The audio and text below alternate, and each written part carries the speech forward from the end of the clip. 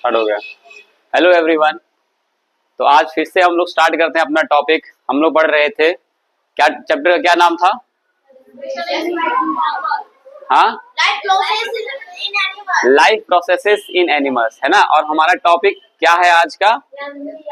हमारा टॉपिक है respiration in animals. ठीक है, तो दो टर्म है। सबसे पहले हम टर्म को समझेंगे हम लोग, है ना। एक टर्म है ब्रीदिंग और एक टर्म है रेस्पिरेशन। समझ गए? एक क्या है ब्रीदिंग और एक क्या है रेस्पिरेशन। ठीक है, तो ब्रीदिंग का क्या मतलब होता है और रेस्पिरेशन का क्या मतलब होता है? क्या दोनों का मतलब सेम है या दोनों अलग अलग है? अलग अलग है ना। दोनों ही अलग अलग है। ब्रीदिंग का मतलब होता है सांस लेना और सांस छोड़ना। हम लोग सांस लेते हैं और छोड़ते हैं, इसी को क्या बोल रहे हैं? ब्रीदिंग बोलते हैं। ठीक है, मगर रेस्पिरेशन जो है वो इससे थोड़ा सा अलग है। ठीक है, देखते हैं जरा हम इसमें कि रेस्पिरेशन के बारे में क्या लिखा गया है। चलो, रेस्पिरेशन इन ह्यूमंस। नहीं, सचिन नहीं आया।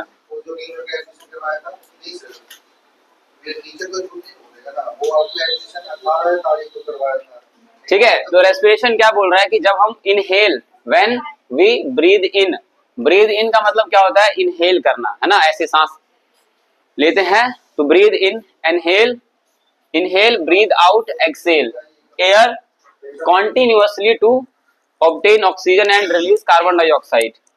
ठीक है, तो हम लोग हमें लगातार, ठीक है, ऐसा करते रहते हैं, ये प्रोसेस करते रहते हैं। जब हम ब्रीद इन यानी इनहेल करते हैं और ब्रीद आउट यानी एक्सेल करते हैं, ये प्रोसेस कॉन्टिन्यूअसली चलता रहता है। ठीक है, क्यों? क्योंकि हमें ऑक्सीजन लेना है। Are breathing and respiration different? Let us find out. तो जैसा कि हमने स्टार्ट किया, जिस क्वेश्चन से हमने स्टार्ट किया था कि क्या ब्रीदिंग और रेस्पिरेशन एक जैसा ही है? ठीक है, क्या ब्रीदिंग और रेस्पिरेशन एक जैसा ही है या डिफरेंट है? तो चलिए देखते हैं क्या है दोनों में अंतर। हाउ डू वी ब्रीद, है ना, हम सांस कैसे लेते हैं? The process of inhaling and excelling air is called breathing. ठीक है, तो यही मैंने भी बताया कि जो प्रोसेस है जिसमें हम लोग ऐसे सांस लेते हैं और सांस छोड़ दिया, सांस लिया और सांस छोड़ दिया। ठीक है, उस पे हो जाएगा, लेकिन उसके लिए फिर अलग से पूरा स्लाइड बनाना पड़ेगा, जैसे हम लोग उसमें बनाते थे पहले, रिकॉर्ड करते थे, उस तरह से होगा। अभी ये पीडीएफ से पढ़ा रहे हैं ना, तो पहले स्लाइड बना के उसमें सारा तब होगा। ठीक है, इनहेल का मतलब समझते हो तुम लोग और एक्सेल का मतलब समझते हो? कोई ऐसा बच्चा तो नहीं जो इनहेल और एक्सेल का मतलब नहीं समझता है कोई ऐसा? हेमंत, क्या मतलब होता है इनहेल का? हाँ, इनहेल सांस लेना और एक्सेल सांस छोड़ना। ठीक है, तो ये जो सिंपल प्रोसेस है जिसमें हम सांस ले रहे हैं, छोड़ रहे हैं, ले रहे हैं, छोड़ रहे हैं, इसी को हम लोग क्या बोलते हैं? ब्रीदिंग बोलते हैं, है ना। It is difficult to live without food for a week, without water for a day.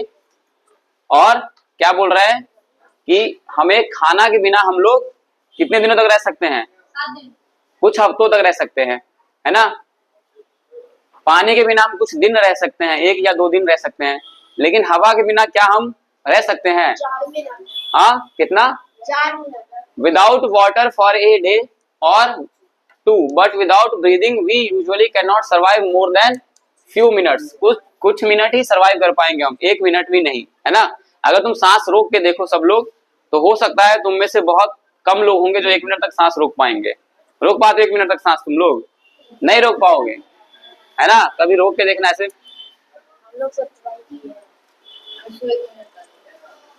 ठीक है, तो नहीं रोक पाओगे। तो 1 मिनट बहुत प्रैक्टिस करने के बाद हो सकता है तुम 1 मिनट तक पहुंच जाओ। लगातार डेली प्रैक्टिस करो, 1-1 सेकंड बढ़ा के। लेकिन तुम 2 मिनट तक पहुंचना तो बहुत ही मुश्किल है। कोई प्रोफेशनल होगा, यानी जिसने प्रैक्टिस किया है सालों तक, वो 2 या 2.5 मिनट तक रोक पाएगा। ठीक है, हाँ, 3 या 4, बहुत ज्यादा जो एक्सपर्ट है वो 3-4 मिनट तक रोक पाएगा, उससे ज्यादा कोई भी नहीं रोक पाएगा। ठीक है, तो कुछ मिनटों तक ही हम सांस रोक पाएंगे या बिना एयर के रह सकते हैं, उसके बाद वी विल डाई, है ना। बिना एयर के हम लोग क्या मर जाएंगे। ऐसा क्यों? Why is that? ऐसा क्यों होता है बताओ जरा। वेरी वेरी इंपॉर्टेंट क्वेश्चन, कि बिना सांस लिए हम लोग कुछ मिनटों तक रह सकते हैं, लेकिन उसके बाद हम लोग नहीं रह सकते हैं। ऐसा क्यों है? क्या रीजन है इसके पीछे? है कोई बता सकता है? बताओ प्रहलाद, बताओ।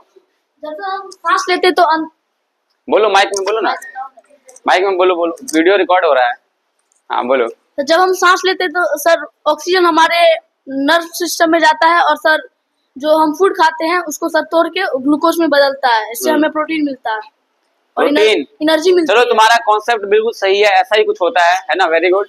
जब ये जो ऑक्सीजन है हमारे बॉडी में एनर्जी बनाने के काम आता है, और ये जितने भी हमारे बॉडी में फंक्शंस होते हैं वो फंक्शन को रन करने के लिए काम आता है। बैठ जाओ, ठीक है। इसीलिए अगर हम ऑक्सीजन लेना छोड़ दें तो हमारे बॉडी का फंक्शन है वो रुक सकता है और हम मर भी सकते हैं, ठीक है। या मर सकते हैं क्या, मर जाते ही हैं।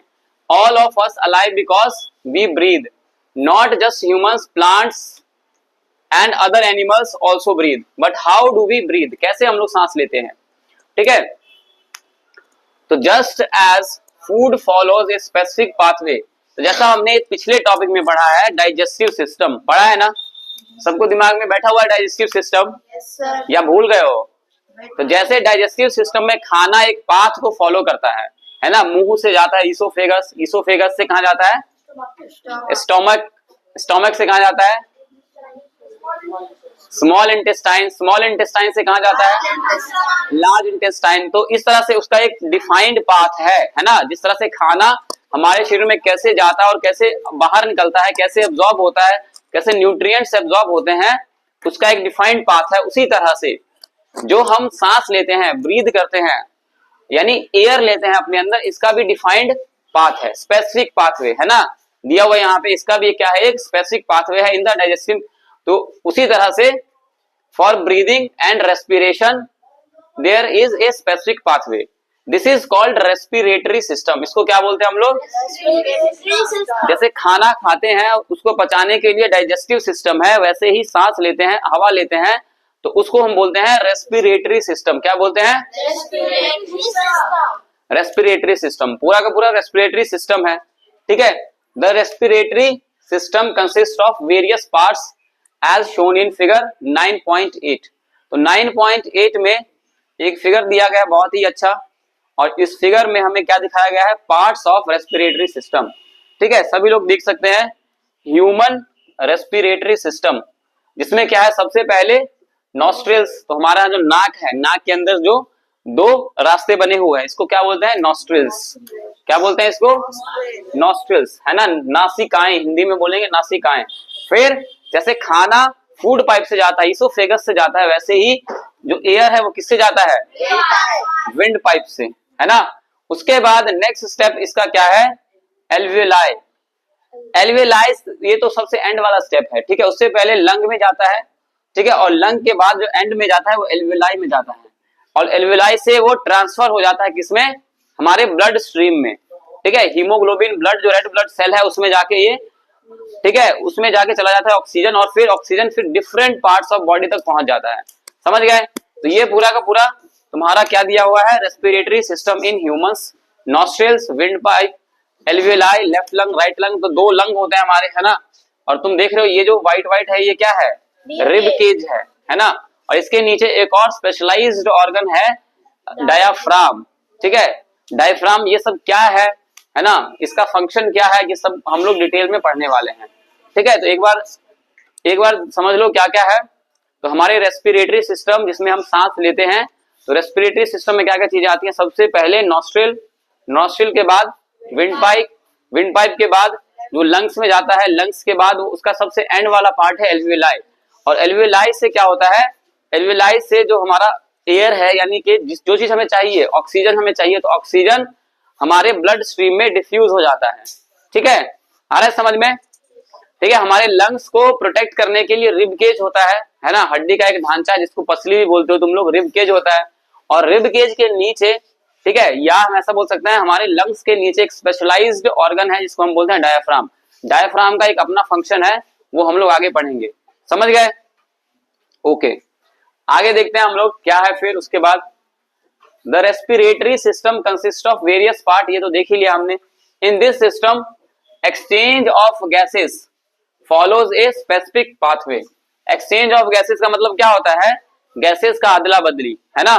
क्या, गैसेस का अदला बदली। कुछ गैसेस हम लोग सांस लेते हैं तो अंदर जाती हैं, और कुछ गैसेस हमारे शरीर से बाहर भी तो आती हैं कि नहीं, है ना। जैसे कि सबसे मेजर जो गैस है इसमें कौन सा है, ऑक्सीजन। कार्बन ऑक्सीजन हम लोग इनहेल करते हैं और कार्बन डाइऑक्साइड एक्सहेल करते हैं, ठीक है। तो ये गैसेस का एक्सचेंज हो रहा है। The pathway through which the air is inhaled and exchange involves various parts of the respiratory system assisting in the process of breathing and respiration. तो वही बात को लिखा गया जो हमने समझा है। The respiratory system begins with A pair of nasal openings called nostril. तो ये कहां से स्टार्ट होता है, नॉस्ट्रिल से स्टार्ट होता है, जैसा कि हमने यहां पर भी देखा। Through we inhale and exhale air, the inhaled air passes into a pair of small passage called nasal passage. Have you noticed tiny hair inside your nostril. तो जब नाक में सांस लेते हो तुम लोग तो अपने नॉस्ट्रिल जो है इसमें छोटे छोटे बाल भी होते हैं, नोटिस किया ना। Yes. तो क्या फंक्शन है इस बाल का, what is the function of this small hair which is present in nostrils. हाँ, जो डस्ट है, हम जो एयर लेते हैं उसमें बहुत सारे छोटे छोटे डस्ट पार्टिकल्स भी होते हैं। तो इन डस्ट पार्टिकल को फिल्टर करने के लिए, ठीक है, ये हेयर प्रेजेंट होता है। अगर बाई चांस गलती से कोई डस्ट चला भी जाए तो फिर क्या होता है, हाँ सर, जब विंड पाइप और ट्रेकिया में जो सर म्यूकस होता है वो उसको रोक लेता है। वो तो अंदर जाके होगा ना, उससे पहले ये जो है हमारे नाक में यहाँ पे इसको इरिटेट करता है वो डस्ट पार्टिकल, ठीक है, इरिटेट करता है, ऐसे खुजली जैसे करता है। फिर हम छींकते हैं जोर से, है ना, स्नीज। और स्नीज करने से क्या होता है, वो डस्ट पार्टिकल हमारे जोर से जब छींकते हैं तो हवा एकदम तेजी से बाहर निकलती है, तो उस हवा के साथ फिर बाहर निकल जाता है। तो ये सिस्टम है पूरा का पूरा, ठीक है। These hair along with mucus help trap dust and dirt from the air we breathe in. This is why we should breathe through the nose. हमें हमेशा नाक से ही सांस लेना चाहिए, मुंह से नहीं। अगर मुंह से लेंगे तो क्या दिक्कत आएगी, मुंह से लेंगे तो क्या दिक्कत आएगी, हाँ, डस्ट पार्टिकल को फिल्टर करने के लिए कुछ बचेगा नहीं, है ना। मुंह में तो कुछ है नहीं ऐसा कुछ बाल जैसा कुछ जो हमारे डस्ट पार्टिकल को पकड़ ले, इसीलिए हमेशा सांस नाक से लेना चाहिए। From the nasal passage, the air reaches our lungs through the windpipe. हमारे lungs तक air पहुंचती है किसके थ्रू, windpipe के through. Windpipe forms two branches which enter two lungs. In the lungs, these branches further divide into smaller and finer branches that end small balloon-like sac called alveoli. तो सबसे and में alveoli है ना। सबसे पहले nostril है, फिर nasal passage है, फिर विंड पाइप है, विंड पाइप के बाद लंग्स है, और लंग्स के बाद ये और छोटे छोटे ब्रांचेस में बढ़ जाते हैं, इसको हम लोग बोलते हैं एल्वियोलाई। समझ गए। दूसरे बैच में मैंने एल्वियोलाई का स्ट्रक्चर भी बनवाया था तुम लोगों से, समझ गए इतना। तो ये सारी चीजें हैं हमारे रेस्पिरेटरी सिस्टम की, ठीक है। उसके बाद एक्टिविटी दी गई है, एक्टिविटी में हमें समझना है कि किस तरह से हमारा जो रेस्पिरेटरी सिस्टम है वो काम करता है, ये एक्टिविटी है। चलो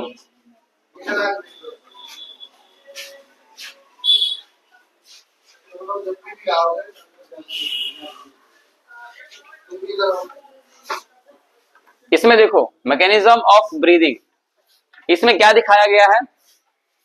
मैकेनिज्म ऑफ ब्रीदिंग में पहला है इनहेलेशन और दूसरा क्या है, एक्सहेलेशन। इनहेलेशन में हम लोग क्या ले रहे हैं, सांस ले रहे हैं, है ना, ब्रीद इन कर रहे हैं, जिससे जैसे ही देखो यहां से हम लोग हवा लेते हैं, सांस लेते हैं, तो हमारा जो लंग्स है वो फूल जाता है। क्या हो जाता है, लंग्स हमारा फूल जाता है, ठीक है।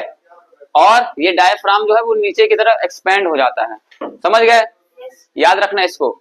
उसके बाद जैसे ही हम लोग इसको छोड़ते हैं तो ये सिकुड़ जाता है और ये डायफ्राम जो है ऊपर की तरफ चला जाता है, moves upward, diaphragm moves upward, diaphragm moves downward, समझ गए। तो ये पूरा का पूरा मैकेनिज्म है। और यहाँ पे ये एरो क्या शो कर रहा है, ये एरो क्या शो कर रहा है, एरो ये शो कर रहा है कि हमारा लंग्स बाहर की तरफ फूल रहा है, और यहाँ पे एरो अंदर की तरफ है, ये क्या शो कर रहा है कि हमारा लंग्स सिकुड़ रहा है, कॉन्ट्रैक्ट हो रहा है, ठीक है। When you breathe in, inhale, your chest expands as the ribs move up and outward, ठीक है। तो जब हम सांस लेते हैं तो क्या होता है, जब हम सांस लेते हैं तो हमारा ribs move up and outward, the diaphragm a dome shaped muscle below the lungs moves downward during inhalation. इसको तुम्हें याद रखना है, क्वेश्चन आएगा तुम्हें इस तरह से कि वो which is the correct sequence ऐसे सीक्वेंस दिया जाएगा कि व्हेन वी ब्रीथ इन, यानी कि when we inhale what happens, तो डायफ्राम क्या नीचे की तरफ जाता है, ऊपर की तरफ जाता है, हमारा जो चेस्ट है ना, हमारा जो लंग्स है वो आउटवर्ड जाता है या इनवर्ड जाता है, क्या होता है, ठीक है, ये तुम्हें याद रखना है। तो जब हम इनहेल करते हैं, when we inhale our chest cavity moves outward, है ना, and our lungs expands, also the diaphragm moves downward. समझ गए? अब दूसरा स्टेप क्या है, व्हेन वी एक्सेल, तो जब हम एक्सेल करते हैं तो क्या होता है, हमारा जो रिब केज है यानी चेस्ट कैविटी है वो कॉन्ट्रैक्ट होती है इनवर्ड, है ना, इनवर्ड की तरफ जाती है, और हमारा लंग्स क्या हो जाता है, कॉन्ट्रैक्ट यानी सिकुड़ जाता है, और डायफ्राम क्या होता है, डायफ्राम अपवर्ड मूव करता है। ठीक है, तो ये तुम्हें याद रखना है। समझ गए बात को? डायफ्राम एक स्पेशलाइज्ड ऑर्गन है जो कि हमारे लंग्स के नीचे प्रेजेंट होता है। समझे? Yes sir. ये एक मसल है, हड्डी नहीं है, बोन नहीं है। This increases the space inside the chest and air enters lungs. ठीक है, जब हमारा जो रिब केज है बाहर की तरफ खुल जाता है तो इससे हमारे चेस्ट के अंदर स्पेस बन जाता है, और स्पेस बनने से इसमें हवा जाने के लिए स्पेस बन जाएगा। ठीक है, और जैसे ही वो स्पेस हवा बाहर निकलेगा तो वो स्पेस खत्म हो जाएगा, वो सिकुड़ जाएगा। when you breathe out, exhale, the ribs move down and inwards and the diaphragm moves upwards, reducing the space and pushing air out of the lungs. समझ में आ गया सबको ये? Yes sir. ओके, अब ये एक्टिविटी था, और साइंस एंड सोसाइटी में देखो क्या बताया गया है, breathing practice for healthy life. Breathing exercises have been practiced across different cultures in India and worldwide for centuries. प्राणायाम, योगा करते हो तुम लोग? योगा वगैरह करते हो? अभी पिछले ही कुछ दिनों पहले 21 जून को योगा डे था, तुम लोगों ने किया था नहीं किया था, है ना? Pranayama is well known for improving respiratory health, mind relaxation and concentration. तो तुम्हें प्राणायाम करना चाहिए। मतलब क्या? प्राणायाम क्या है? सांसों का बाहर निकालना, अंदर रहना, बाहर निकालना, कंट्रोल ऑफ ब्रीदिंग। हर चीज रिलेटेड है कंट्रोल ऑफ ब्रीदिंग से। अगर तुम्हारा ब्रीदिंग पे कंट्रोल हो गया, ठीक है, तो समझो तुम अपने माइंड पे भी कंट्रोल कर सकते हो, और तुम अपने माइंड पे कंट्रोल कर लिया तुमने, तो क्या माइंड पे कंट्रोल कर लिया मतलब पूरे वर्ल्ड पे कंट्रोल कर सकते हो। You become the all powerful, है ना, ओमनीपोटेंट, सबसे ज्यादा पावरफुल तुम ही बन जाओगे। ठीक है, जो माइंड पे कंट्रोल कर लेता है वही सबसे ज्यादा पावरफुल बन जाता है। और माइंड पे कंट्रोल कैसे होगा? तुम अपने सांसों पे कंट्रोल करोगे जब। और सांसों पे कंट्रोल कैसे होगा? तुम्हारे ब्रीदिंग पे कंट्रोल कैसे होगा? जब तुम प्राणायाम प्रैक्टिस करोगे। प्राणायाम प्रैक्टिस करोगे, और ये एक दिन में नहीं होगा, 2 दिन में नहीं होगा, 1 साल में भी नहीं होगा, 2 साल में भी नहीं होगा। इसको करने के लिए 3 से 4 साल, 5 साल, 6 साल, 10 साल भी लग जाते हैं प्राणायाम यानी सांसों को कंट्रोल करने के लिए। तुम 5 मिनट बैठोगे, तुम्हारा मन करेगा आप उठ जाते हैं, है ना। मेडिटेशन जिसको बोलते हैं वो सांसों का ही क्या होता है? कंट्रोल होता है। ठीक है, तुम्हारे ब्रीदिंग कंट्रोल, मेडिटेशन, ध्यान लगाना, ठीक है, ये सारी चीजें। तो इसको कंट्रोल कर लोगे तो समझो कि क्या तुमने अपने लाइफ को कंट्रोल कर लिया। एंड कॉन्सेंट्रेशन, देखो बता रहा ना कि तुम्हारे हेल्थ के लिए इंपॉर्टेंट है, माइंड के लिए इंपॉर्टेंट है, माइंड को रिलैक्स करने के लिए इंपॉर्टेंट है, और कॉन्सेंट्रेशन, है ना, वेरी वेरी इंपॉर्टेंट कॉन्सेंट्रेशन। तुम्हारा जो मन है वो हमेशा क्या होता रहता है? भटकता रहता है। भटकता है कि नहीं? है ना, कभी ये देख लें, कभी ये देख लें, कभी ये खा लें, कभी ये खा लें, कभी ये पहन लें, कभी यहाँ चले जाएं, कभी इस दोस्त से बात कर लें, कभी इंस्टाग्राम चला लें, कभी फ्री फायर खेल लें, होता रहता है ये सब, है ना। ऐसा क्यों होता है? क्योंकि तुम्हारा माइंड कंट्रोल में नहीं है। माइंड कंट्रोल में क्यों नहीं है? क्योंकि तुम्हारा सांसें तुम्हारे कंट्रोल में नहीं है। तो ये अगर तुमने सांसों कंट्रोल किया तो माइंड कंट्रोल होगा, और माइंड कंट्रोल होगा तो तुम्हारी लाइफ कंट्रोल हो जाएगी। और ये सब बोलना बहुत आसान है, करना उतना ही मुश्किल। ठीक है, तो ट्राई करना कभी। इन लद्दाख, अब देखो लद्दाख की बात सुनो जरा, इंटरेस्टिंग बात है। लद्दाख में क्या होता है? इन लद्दाख पीपल प्रैक्टिस, क्या है ये? तुम्मो। क्या प्रैक्टिस करते हैं people? Tummo, breathing, a technique that improves lung function and helps keep the body warm even in the cold weather. Similarly, अच्छा देखो बहुत इंटरेस्टिंग बात है यहाँ पे कि ठंड से बचने के लिए भी तुम सांसों का सहारा ले सकते हो, है ना। लद्दाख में जो लोग हैं वो एक ब्रीदिंग प्रैक्टिस करता है जिसका नाम क्या है? तुम्मो, है ना, या तम्मो, कुछ भी बोल लो, प्रोनाउंसिएशन कैसे करते हैं ये मुझे एग्जैक्टली तो नहीं पता, लेकिन तम्मो या तुम्मो बोल सकते हो, ठीक है। तो उस ब्रीदिंग प्रैक्टिस से क्या होता है, तो ठंड में, क्योंकि लद्दाख एक ऊंचे इलाके में है ना, यहाँ पे बहुत ज्यादा ठंड होती है, टेम्परेचर -40 तक पहुंच जाता है। तो इतने ज्यादा टेम्परेचर, इतने कम माइनस में जाने के टेम्परेचर में लोग ठंड से कैसे बचते हैं? तो द अल्टीमेट गाइड क्या है उन लोगों का? खाना, कपड़ा, ये सब नहीं, सांस लेना, है ना। सांस लेने का तरीका, अगर तुम अपने सांस लेने का तरीका बदल लो तो ठंड लगनी भी कम हो जाएगी, है ना। इंटरेस्टिंग बात है ना। जैसे तुम लोग अभी गर्मी है तो एकदम पंखा एकदम कर रहे हो, तो सांस लेने का तरीका अगर चेंज कर लोगे तो क्या हो जाएगा, तुम्हें गर्मी भी नहीं लगेगी, ठीक है। प्रैक्टिस है ये सब कुछ, कंट्रोल। तो ये इंटरेस्टिंग है। Similarly deep breathing techniques are used to promote wellbeing. Some traditions combine deep breathing with chanting using rhythmic breath control to enhance relaxation and mental clarity. तो breathing is very very important and how we breathe is also super important, ठीक है। इसको समझ में ही नहीं आ रहा है, इसको लग रहा है बेकार में बैठे हुए हैं, गर्मी बहुत ज्यादा लग रही है। चलो कोई बात नहीं। Why do we breathe out, हम लोग बाहर सांस क्यों छोड़ते हैं? इसके लिए भी एक्टिविटी है, और ये है, ये तुम्हारा क्या है, गैस एक्सचेंजेस थ्रू एल्वियोलाई, और यहां से हम लोग पढ़ेंगे नेक्स्ट लेक्चर में, ठीक है। आज के लिए जो भी हमने पढ़ा एक बार फिर से समझो जरा। आज हमने क्या पढ़ा, रेस्पिरेटरी सिस्टम इन ह्यूमंस, ठीक है। फिर हमने देखा कि रेस्पिरेटरी सिस्टम के क्या पार्ट्स हैं, क्या कहां से कहां तक हो जाता है। सबसे पहला था, जब हम सांस लेते हैं तो पहला स्टेप क्या है, nostrils, nasal passage, wind pipe, lungs, alveoli. उसके बाद एल्वियोलाई में गैसेस एक्सचेंज होता है, इनहेल करते हैं तो ऑक्सीजन अंदर जाता है, एक्सहेल करते हैं तो कार्बन डाइऑक्साइड बाहर आता है। दूसरा, इसके बाद हमने क्या देखा, इसके बाद हमने देखा कि प्रोसेस में होता क्या क्या है। तो प्रोसेस में ये होता है, जब सांस ले रहे हैं हमारा एक रिब केज जो है वो बाहर की तरफ फूल जाता है, जिससे कि हमारे लंग्स में स्पेस बन जाता है, और स्पेस बन जाता है तो जो एयर हम इनहेल कर रहे हैं वो अंदर चला जाता है। और डायाफ्राम नाम का एक ऑर्गन है जो कि नीचे की तरफ पुश होता है, डाउनवर्ड पुश होता है, ठीक है। जैसे ही हम एक्सहेल करते हैं, ब्रीथ आउट करते हैं, तो ब्रीथ आउट करने टाइम क्या होता है, हमारा जो रिब केज है, चेस्ट कैविटी है, वो ऐसे कॉन्ट्रैक्ट होता है, और जो हवा है इसके अंदर वो बाहर की तरफ आती है, जिसको हम बोलते हैं एक्सहेलेशन, ब्रीथ आउट, ठीक है। और डायफ्राम ऊपर की तरफ मूव होता है। फिर हमने देखा कि कैसे लद्दाख के लोग अपने ब्रीदिंग प्रैक्टिस से ठंड को कम करते हैं, और हमने देखा कि ब्रीदिंग प्रैक्टिस से माइंड को रिलैक्सेशन मिलता है, मेंटल हेल्थ अच्छी होती है, बॉडी रिलैक्स होता है, और हमारा कंसंट्रेशन अच्छा होता है, ठीक है।